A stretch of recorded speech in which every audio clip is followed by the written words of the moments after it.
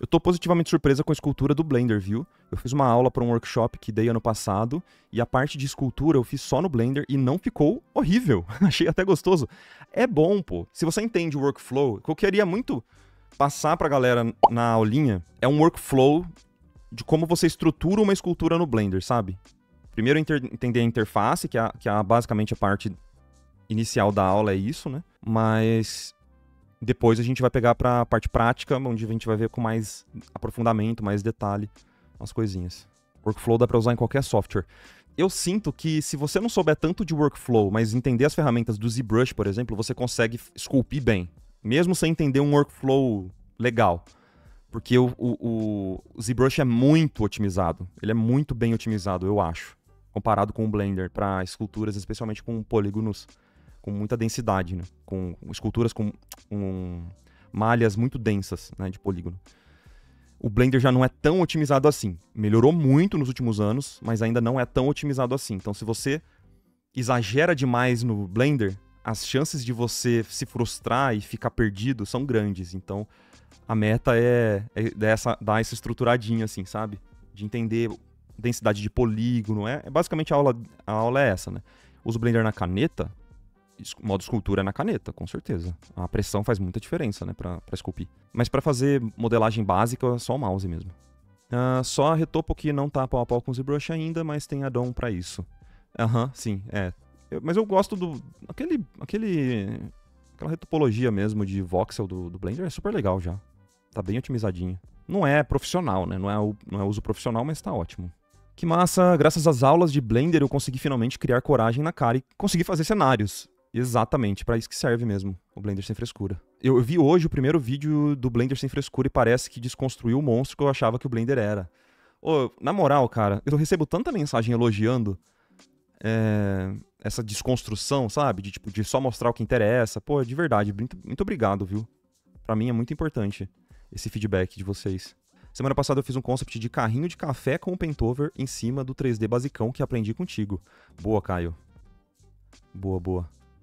Você chegou a postar isso? Gostaria de ver. Aqui, ó. Que legal o post do Caio. Olha que legal, cara. Nossa, ficou muito bom.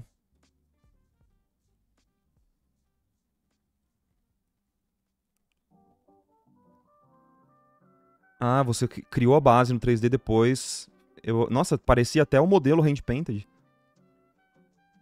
Nossa, ficou muito bom. Caramba, eu não lembro de ter visto isso no Instagram.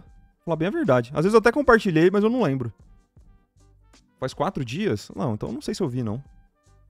Que loucura, mano. Muito bueno, muito bueno.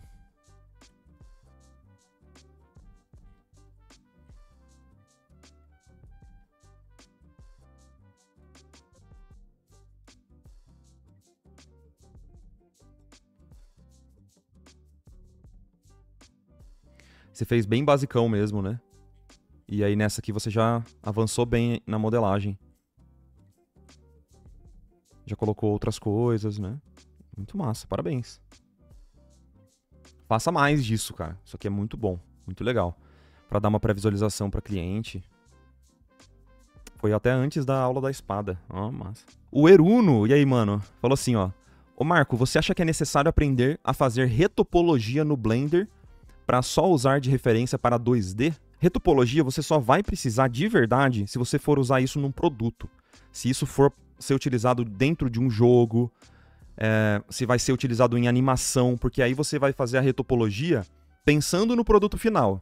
Então, retopologia para um jogo mobile vai ter bem menos polígonos do que uma escultura high poly, né? Retopologia para animação, você precisa fazer a retopologia pensando nas articulações que vão ser movimentadas do personagem. Então, toda a retopologia ela vai ter que ter um porquê de acontecer. Agora, se você vai esculpir só para você usar como base de uma pintura ou para pintar por cima e tal, não tem porquê você fazer uma retopologia, né? Não faz nenhum sentido isso. Tanto que é o que eu falo no curso, né? O curso a gente faz da forma mais simples possível, só para você ter uma base ali para poder utilizar por cima de uma referência, né? Usar como referência, pintar por cima, sem se preocupar com malha. Na escultura, a mesma coisa. A escultura high poly, você não tem como se preocupar tanto assim com a topologia do que você estiver esculpindo. É importante só você conhecer as limitações do seu computador. Aí você pode sempre, ao invés de fazer uma retopologia, que seria construir uma malha por cima, uma malha low poly por cima de uma high poly, você, no caso, faz um remesh ali, sabe? Tipo, usa algum software para fazer isso automaticamente para você. Para pintar diretamente no 3D precisa ter retopologia. Você não precisa necessariamente fazer uma retopologia, mas você precisa abrir uma malha. Para você pintar no 3D, você precisa abrir uma malha, tá? A não ser que seja uma pintura em cima do vertex, né? Se for um vertex paint, aí você pode fazer em cima de um high poly, que não tem problema, mas isso geralmente é feito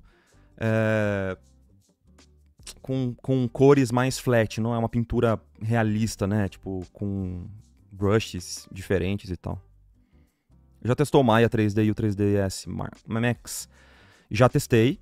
Eu não gosto dos dois. Eu acho horripilante, assim. Não é nem que eu testei, eu já fiz trabalho de faculdade no Max. Odeio o Max, não gosto mesmo, assim.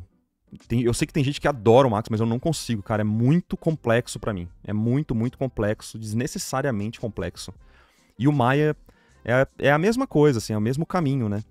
A estrutura é a mesma, mais focado pra animação. Então, tem esse viés pra animação, inicialmente, mas depois eles mudaram um pouco, né? Mas, nossa, cara, é desnecessário, assim. Pro que eu faço, é muito desnecessário. Você só vai usar Maya se você estiver trabalhando com 3D e a empresa que você estiver trabalhando usar isso no workflow deles, né? Muitas empresas de jogos usam o Maya, ao invés do Max, pra fazer asset de jogo, né? O Max não é, tipo, super ultrapassado hoje em dia? Cara, não, tem a sua função, né? Ele não é super ultrapassado, não. É que a gente tá com esse foco de indústria que vai pra parte de animação, que vai pra parte de jogos, então o Maya acaba sendo mais fácil de trabalhar. Mas o Max com certeza tem o seu uso. Eu só não conheço qual é. Aí você vai ter que perguntar pra alguns artistas que preferem o Max. Tem muita gente que prefere o Max, viu? Vou te falar. Do que Blender e tal. Acho que na área de arquitetura, de pré-visualização, o Max é padrão da indústria. Cara, tem outros softwares hoje em dia que fazem um trabalho muito bom pra arquitetura. Eu fui fazer o projeto dos móveis aqui de casa. Nossa, o cara na hora ali, eu não lembro, eu acho que era SketchUp que ele tava usando, só que ele tava me fazendo um render em tempo real. Ele mexia nas coisas assim, ele criava os assets na hora, rapidão. E ele já ia atualizando o render perfeito, assim, em tempo real. Era impressionante. Mas eu acho que era SketchUp, viu? E não acho que era Max, não. Às vezes você tá falando de uma outra coisa, né? Mais específica ainda de arquitetura. Na época que eu tive aulas de Maya, eu achei até tranquilo de usar, mas eu acho que por ter tido um professor muito bom ajudou nisso. Sim, com certeza. Aqui no estúdio, o Murilo Fernandes disse assim, ó. Aqui no estúdio a gente deixa aberto a escolha do modelador. Maya, Blender, etc. Carregando é o que vale, assim. Eu sempre trabalhei com Blender. Até hoje não tive problema de me pedirem para usar outro software, graças a Deus. Eu acho que para estúdios menores, o Blender tem se tornado cada vez mais o padrão. Então o Blender para mim é muito bom, cara. Não tem para ninguém. A Paula gosta muito do Maya, mas eu acho que é simplesmente uma questão de estar mais familiarizada, entendeu? Ela tá mais familiarizada com isso, aí ela acaba utilizando o Maya.